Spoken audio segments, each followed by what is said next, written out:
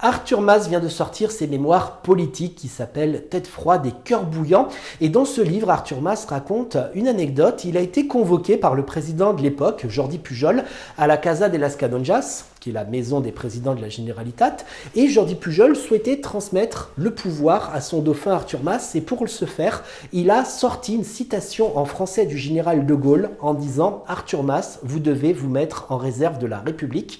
Et c'était l'époque où le général de Gaulle transmettait le pouvoir à son premier ministre de l'époque, Georges Pompidou. Jordi Pujol l'a fait en français dans le texte et Artur Mas lui-même a répondu en français.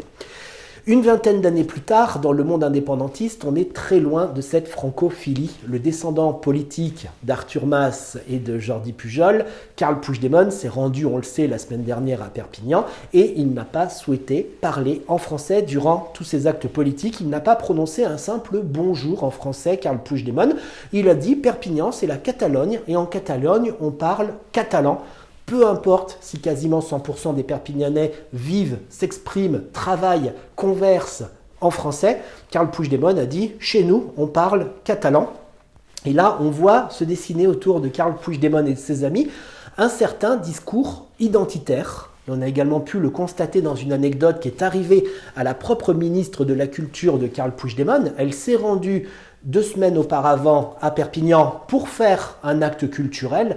Et cet acte culturel, elle l'a fait en français, comme l'ont toujours fait les ministres qui se rendaient à Perpignan. Et elle s'est fait littéralement lyncher sur les réseaux sociaux par les supporters de Carles Puigdemont en disant « C'est scandaleux qu'une ministre catalane indépendantiste ose parler en français à Perpignan, elle doit s'exprimer uniquement en catalan ».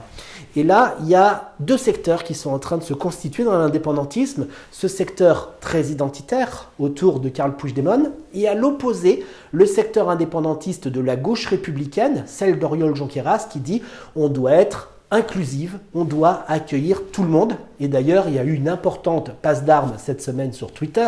Le député de la gauche indépendantiste, Gabriel Rufián, a tweeté à Carles Puigdemont « C'est super pour toi que plus de 100 000 personnes soient venues t'applaudir à Perpignan, mais on aura réussi notre défi le jour où il y aura 100 000 personnes qui viendront aussi t'applaudir à Cornellà ».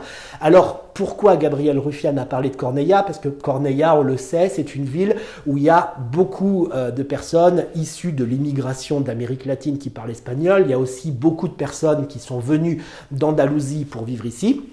Et c'est des populations qui pour l'instant sont hermétiques à l'indépendantisme. Et Esquerra pense que justement il faut pénétrer ces secteurs qui parlent espagnol, qui viennent d'autres endroits du monde pour aussi faire passer le message indépendantiste, tandis que Carles Puigdemont a la tentation du repli identitaire. Donc ça va être intéressant de voir dans les semaines qui viennent, quand il y aura les élections en Catalogne, quel est le secteur qui va gagner. Est-ce que c'est ce secteur très identitaire de Carles Puigdemont ou alors est-ce que c'est le secteur de l'inclusion de la gauche indépendantiste qui va gagner? Ça sera intéressant.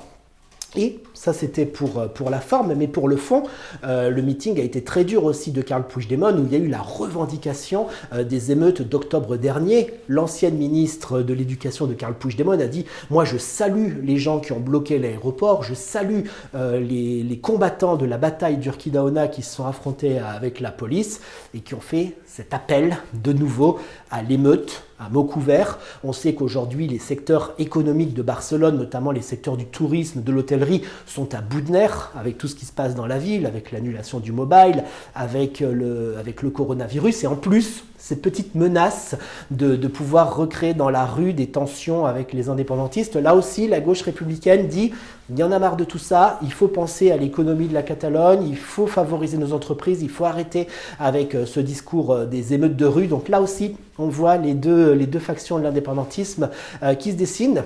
À voir qui c'est qui va gagner les élections quand elles auront lieu, ce qui nous donnera une indication sur les politiques qui seront conduites en Catalogne.